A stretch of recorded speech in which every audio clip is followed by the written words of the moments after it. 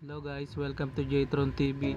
Gumawa na naman ako ng video tutorial katulad sa ipapakita ko sa inyo ngayon. So yung nakikita nyo na yung babae na yan, ang girlfriend ko nga pala yan.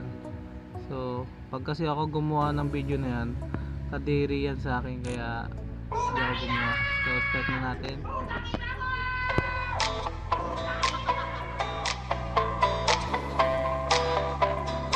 Diba kakaiba? Yan ang ituturo ko sa inyo. Ngayon punta na tayo sa original video.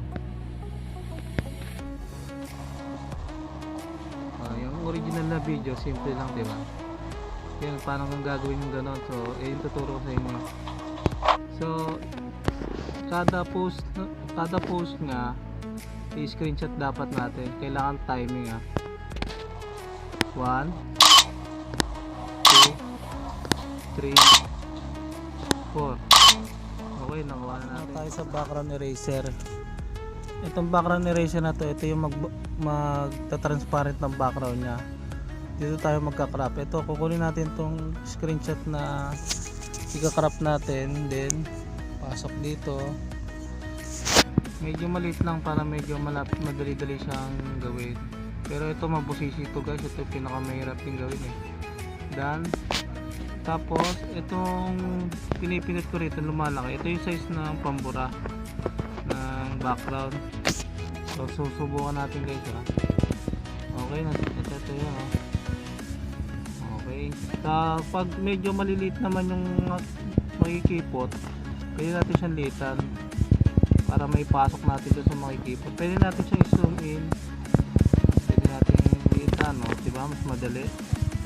Tapos kung sakali magkamali kayo, ito click nyo lang to, parang refresh siya, saka undo, saka redo. Tapos kumuha na rin ako kasi ako ng screen, nakarap ko ganina para mabilis na tayo, kaya sample lang to, kaya hindi natin papatagalin to. So paano siya i-save? Done. Then background, save natin ulit. Tapos yun, finish na. Swerte pa ako kasi hindi pa si Duterte yung nakaupo. Kung si Duterte wala na, finish na. Pasok na tayo sa KineMaster Pro guys. Ito yung pang-edit ko talaga ng video. Plus button na bilog, pick natin. Diyan tayo mag-create. So ang ginagamit sa YouTube guys na format 16:9. Ito yung pick natin. Then a few moments later, pumasok na. So media, kukunin natin yung original video na i-edit natin. Ito yon, check. Tapos nakatagalid siya. Ngayon i-rotate natin siya para mapahiga natin. Okay, sundan nyo lang yung ginagawa ko guys para makahabol kayo. Check, tapos balik natin sa umpisa. Yan yung gagawin natin. Ngayon, paano ko ipapasok yung mga kinrap ko sa screenshot? Layer, tapos media. Itong eraser.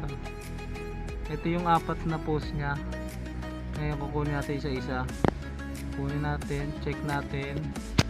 Tapos i-rotate natin, nakahiga Ito, click natin, tapos patayo. Medyo lalagay lang natin siya sa, check muna. Lagay natin siya sa gilid.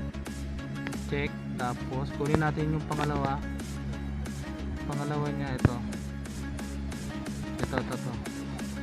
Tapos ganun ulit, rotate natin para tumayo siya. Check, tapos kunin natin ngayon sa gilid, tapos check ulit, tapos yun, ganun lang 4 na beses. Tapos yung pangatlo niya is ito, tapos rotate ulit natin para tumayo. Tapos check, tapos gilid lang muna para mabilis yan. Check natin, then layer ulit. Ulit lang guys yung 4 na yon. Ito yung pang-4. Rotate natin. Okay, check. Check natin sa kabila para may solo siya. Okay, check natin ulit. Tapos guys, ito yung sinasabi ko, kaya nilagay ko na siya para naka-stable na siya. Para pag in-start natin siya, naka-steady na siya dyan sa na pwesto niya. Ngayon i-start natin siya.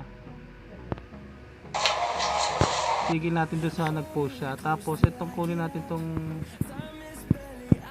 kahawig niya, ipapatong natin siya dyan. Tapos pagpatong natin, patong ay di natin matansya. Ano ba to?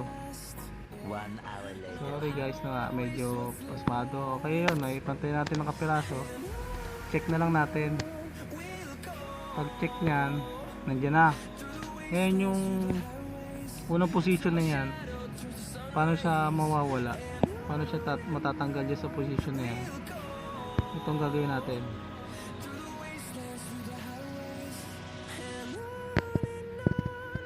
Adjust na natin konti, tapos 1.4, babawas natin sa 1.4. 1.4, ito yan, para pag alis niya dyan mawawala rin. Okay, check. Tapos start natin sa pangalawang push niya. Yun, huwag natin itong isa. Bakit bumalik? Niloko ako nito. Adjust natin yun. Dalawa. Hindi siya medyo nakapatong eh, pero dapat patong na patong siya. Tapos check natin, tapos 3.1 yung pangalawang post niya. Ito lagyan natin sa 3.1, adjust lang natin ng konti. Ayan, medyo okay na yan. Check na natin. Tapos pangatlo, yun, huwi natin yun, lagay natin timing din, sakto rin eh.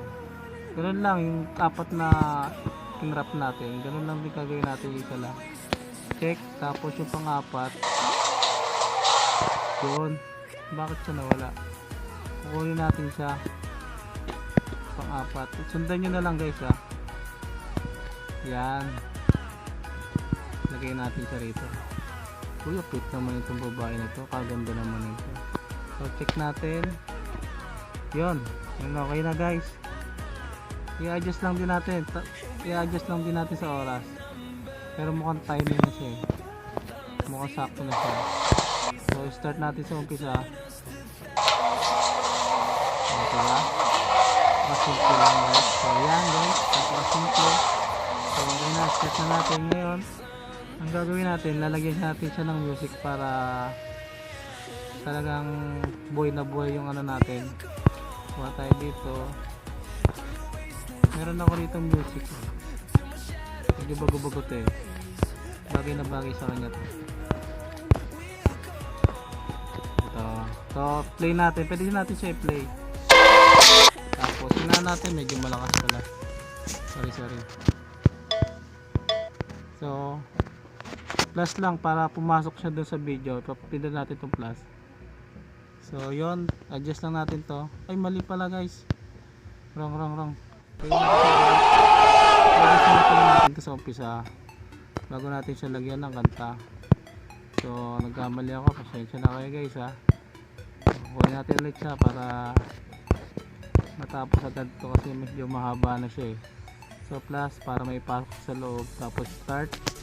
Pwede natin siya i-play.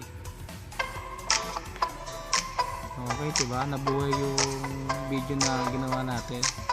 So ganun lang guys, napakasimple. Dapat sundan nyo lang yung pagkakasunod-sunod ng gawa ko. So maraming salamat. So mga magpapa-shoutout nga pala,